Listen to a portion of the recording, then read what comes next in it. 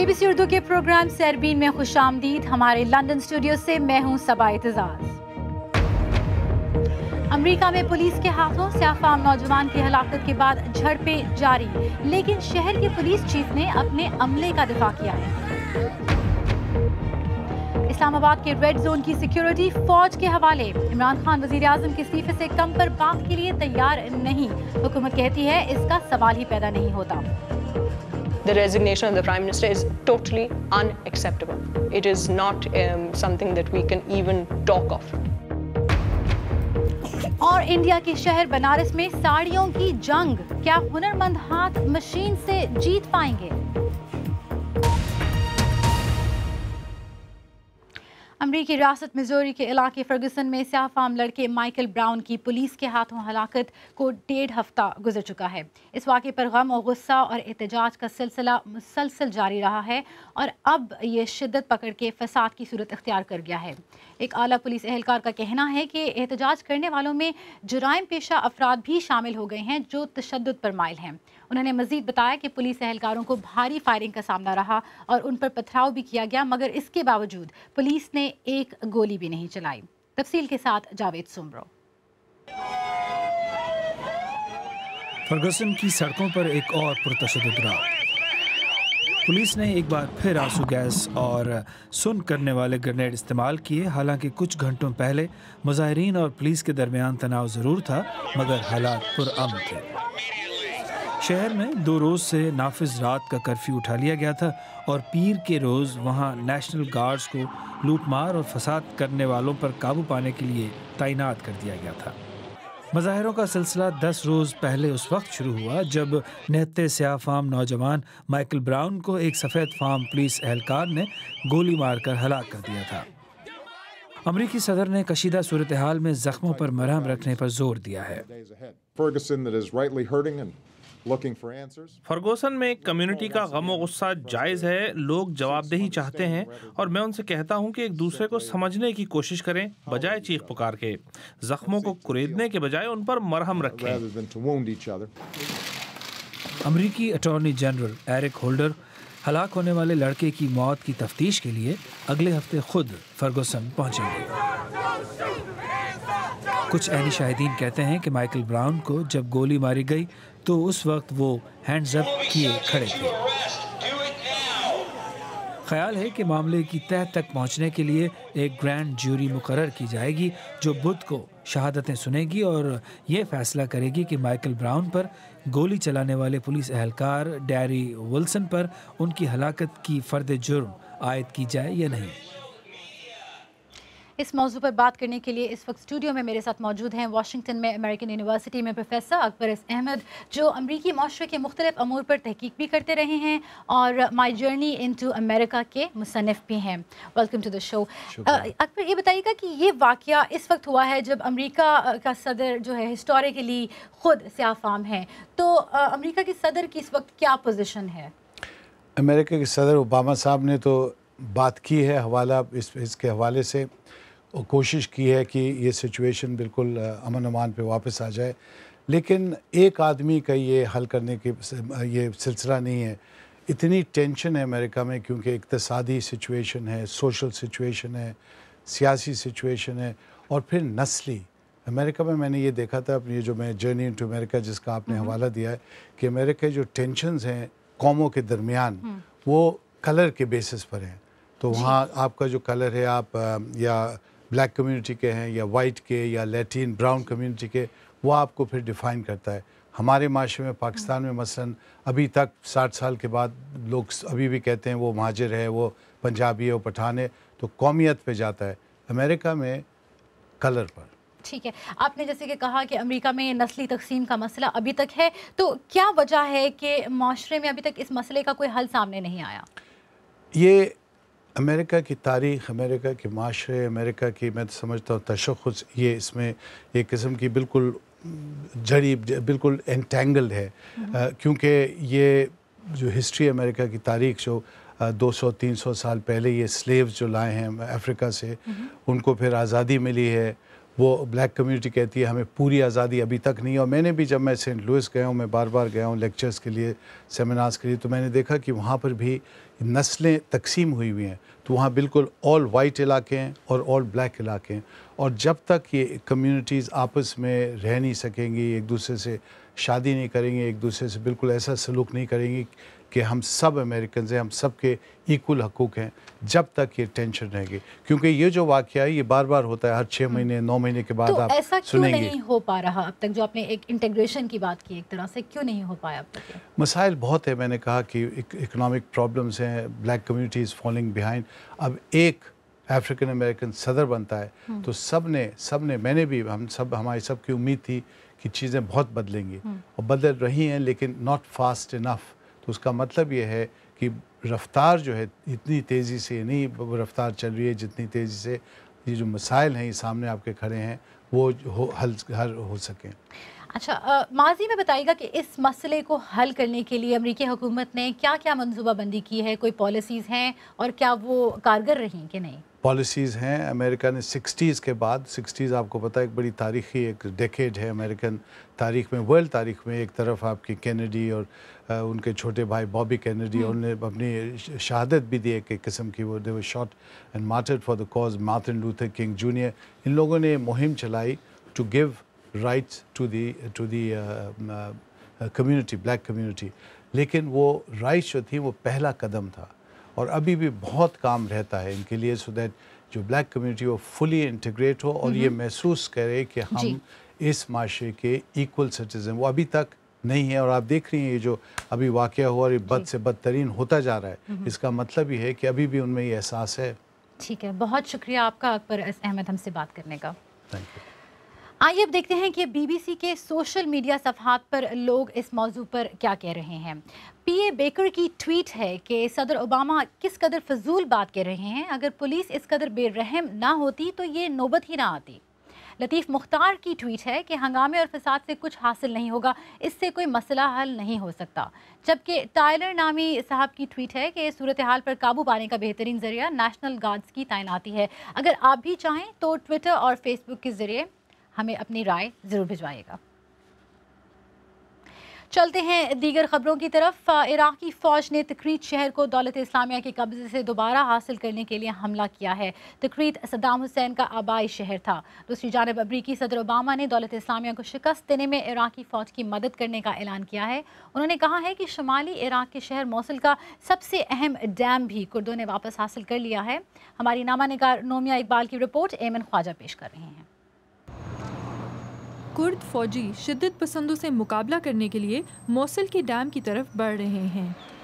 ये इराक़ी फ़ौजियों के साथ मिलकर मुल्क में पानी और बिजली की फराहमी के सबसे अहम सेंटर को दोबारा हासिल करने के लिए लड़ रहे हैं, और गुज़िश्ता रात इन्होंने इस पर कंट्रोल हासिल कर लिया। कुछ हफ्ते पहले दौलत इस्लामिया के जंगजुओं ने मोसुल डैम पर कब्ज़ा कर लिया था। अगर इस डैम को उड़ाया जाए तो एक 20 मीटर ऊंची पानी की लहर 20 लाख की आबादी वाले इस मोसुल शहर को डुबा सकती है। अमरीकी फ़ज़ाई हमलों से कुर्दों को डैम हासिल करने में मदद मिली, लेकिन अमरीका का कहना है कि इस मिशन का एक मकसद फलाही भी है। Going forward, the United States will work with the Iraqi government. आगे बढ़ने के लिए अमरीका इराक़ी हुकूमत के साथ मिलकर काम करेगा। इराक़ी लोगों को पानी और खुराक तकसीम करने में हमारी मदद बरतानिया, कनाडा, फ्रांस, इटली और ऑस्ट्रेलिया जैसे दीगर ममालिक भी करेंगे। बरतानवी वज़ीर आज़म डेविड कैमरन ने कहा है कि दौलत इस्लामिया को शिकस्त देने के लिए बरतानिया कुर्द फ़ौजियों को हथियार फराहम करेगा।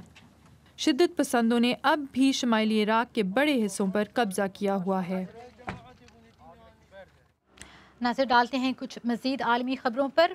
यूक्रेन में हुकाम का कहना है कि गुज़श्ता रोज़ लुहांस्क के करीब पनाह गज़ीनों के काफ़िले पर हुए रॉकेट लॉन्चर और मोर्टर हमले के बाद से अब तक जायवकू से 15 लाशें बरामद की जा चुकी हैं। यूक्रेन की फ़ौज ने पनाह गज़ीनों पर हमले की जिम्मेदारी रूस नवाज बागियों पर आयद की है। चीनी पुलिस ने मनशियात के खिलाफ क्रैकडाउन मुहिम में हॉलीवुड के मारूफ अदाकार जैकी चैन के बेटे समेत ताइवान के एक और फिल्म अदाकार को गिरफ्तार किया है। पुलिस के मुताबिक इनके कब्जे से 100 ग्राम marijuana बरामद की गई, जबकि दोनों के ड्रग टेस्ट भी पॉजिटिव निकले। स्क्वाश के नामवर खिलाड़ी और साबिक आलमी चैंपियन हाशिम खान 100 बरस की उम्र में अमेरिका में इंतकाल कर गए हैं। पेशावर के नबी किले में पैदा होने वाले हाशिम खान ब्रिटिश ओपन जीतने वाले पहले पाकिस्तानी थे और 7 बार ब्रिटिश ओपन चैंपियन भी रहे। आइए देखते हैं हमारी वेबसाइट bbcurdu.com पर कौन सी खबरें दिलचस्पी से पढ़ी जा रही हैं। आज़ादी और इनकलाब मार्च पर हमारे नामा निगारों की लाइव अपडेट्स में आप सबसे ज़्यादा दिलचस्पी ले रहे हैं, जबकि खैबर पख्तूनख्वा में तहरीक इंसाफ की हुकूमत पर अदम एतमाद और सऊदी अरब में एक ही ख़ानदान के 4 अफराद को सज़ाए मौत की खबरें भी खूब पढ़ी जा रही हैं। आप BBC उर्दू का प्रोग्राम सरबीन देख रहे हैं। प्रोग्राम में आगे चलकर देखिएगा, इमरान खान अब भी बज़िद हैं कि वज़ीर आज़म नवाज शरीफ मुस्ताफ़ी हों, लेकिन हुकूमत कहती है ऐसा सोचा भी ना जाए।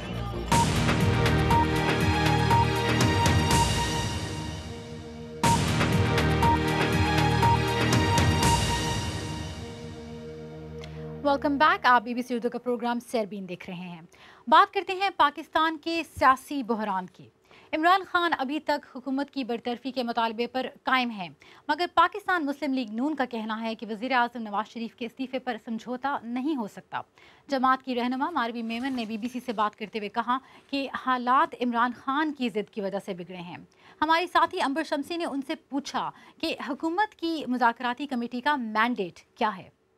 उसका मैंडेट यह है कि उनसे बात की जाए और उनको सड़कों से उठाया जाए और उनको पार्लियामेंट में और पार्लियामेंट की इलेक्ट्रल रिफॉर्म कमेटी की तरफ जो लेके जाया जाए, उनको सुप्रीम कोर्ट की कमीशन के ज़रिए जो है उनकी रिगिंग एलिगेशंस का मसला सॉल्व किया जाए। हुकूमत के जहन में क्या था? बहुत सारे लोग तनकीद कर रहे हैं कि मामला इस नहज तक ना पहुंचता, गवर्नमेंट ने थोड़ा सा मिसहैंडल किया था। PML नून की हुकूमत ने शुरू से जो है इलेक्ट्रल ट्रिब्यूनल का जो प्रोसेस है उसमें खुद भी हिस्सा लिया, दूसरी पार्टीज़ ने भी लिया, PTI ने भी लिया।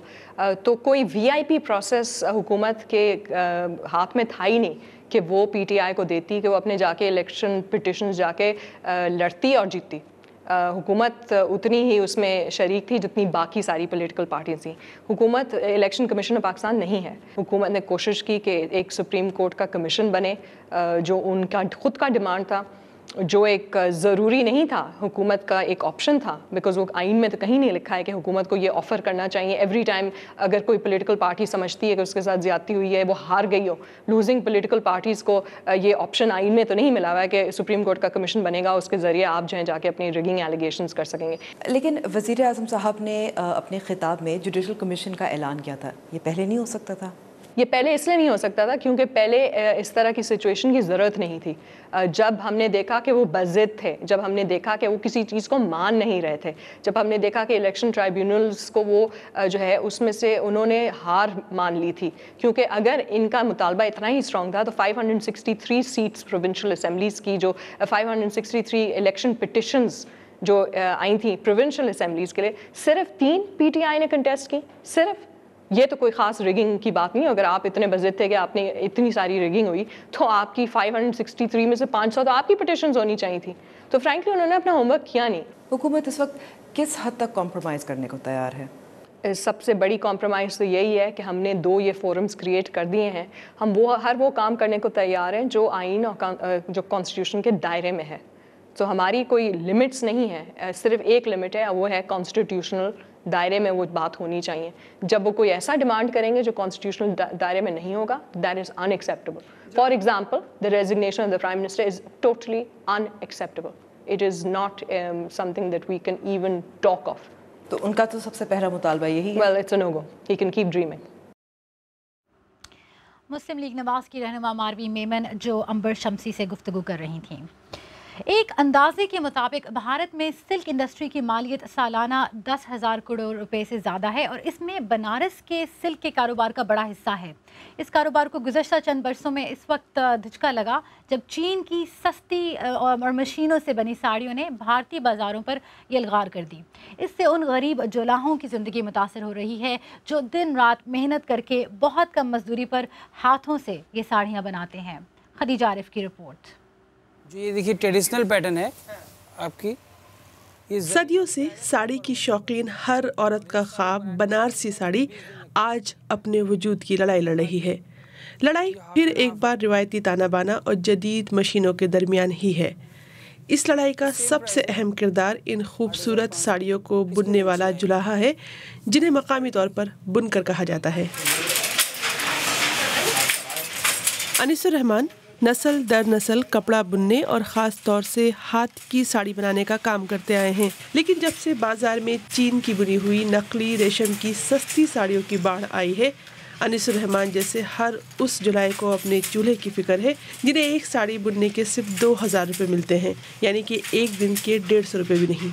यह साड़ी 20 दिन में पुछती है, 18-20 दिन में पुछती है, 2000 रुपये इसकी मजदूरी मिलती है और बस उसी में कुछ इस तरह गुजारा करते हैं, भाई महंगाई इतनी ज़्यादा है। अनीसुर रहमान और उन जैसे तमाम बुनकरों को चीन और भारतीय हुकूमत के अलावा जिस चीज़ से सबसे ज़्यादा शिकायत है वो है मशीन। वो मशीन जो कि पलक झपकते ही वो काम कर देती है जो वो हफ्तों में करते हैं। लेकिन मशीन से साड़ी बनाने वालों की ज़िंदगी की हकीकत भी ज़्यादा रंगीन नहीं है। उनका बेशतर वक्त बिजली का बल्ब रोशन होने के इंतज़ार में कटता है। अगर लाइट अच्छी हो तो मजदूरी हम लोग को अच्छा पड़े, काम उतना ज़्यादा हो, दिन भर में 4 साड़ी चले तो हमारा बढ़े कुछ। ये हम आपको बताना चाहते हैं पावर लूम इसको। अनीसुर रहमान और इकबाल जैसे जुलाहे तो बड़े समुद्र की छोटी मछली हैं। कारोबार के उसूल तो उनसे काम लेने वाले मास्टर बुनकर और गद्दीदार तय करते हैं, लेकिन वो भी खुश नहीं है। रेट हम सरकार से बार बार कहते हैं, बेंगलोर में जितना सिल्क तैयार हो रहा है वो सिल्क बुनकर वहाँ के किसान से खरीदो और किसान से खरीद के यहाँ के बुनकर को दो, तो वहाँ किसान का भी फायदा होगा और यहाँ बुनकर को भी एक दाम पर मिलेगा और बेचौलिया कट जाएगा। तारीख में ये पहली बार हुआ है कि हाथ से बनी बनारसी साड़ी को इंटेलेक्चुअल प्रॉपर्टी का दर्जा मिला है और इसके लिए समाजी कारकुनान ने लंबी लड़ाई लड़ी है। चाइनीज एम्ब्रॉयडरी मशीन, सूरत की मिलें और पावर लूम, इन तीनों ने इस पूरे के पूरे सेक्टर को, हाथ के उद्योग को ख़त्म किया। 60% काम खत्म हो चुका है, 40% लोग इस सेक्टर में अभी भी काम कर रहे हैं। बनारसी साड़ी और बनारस में बनने वाले दिगर दस्तकारी के सामान इंडिया की मईशत के लिए हमेशा एक बड़ा सहारा रहे हैं, लेकिन खुद साड़ी बनाने वाले जुलाहों और उनके हुकूक के लिए काम करने वालों का कहना है कि हुकूमत की जानिब से तमाम वादों के बावजूद इन जुलाहों की ज़िंदगी में एक भी ऐसा रंग नहीं है जो इन साड़ियों में भरते हैं और दुनियावी हुस्न में इजाफा करते हैं। Khadija Arif, BBC news, Banaras. आप मुझसे और हमारी टीम से ट्विटर पर भी राब्ता कर सकते हैं। मेरा ट्विटर हैंडल है @सबा-एतजाज़। प्रोग्राम अब इख्तिताम को पहुंचा। सरबिन की टीम और सबा-एतजाज़ को इजाज़त दीजिए। शब बख़ैर।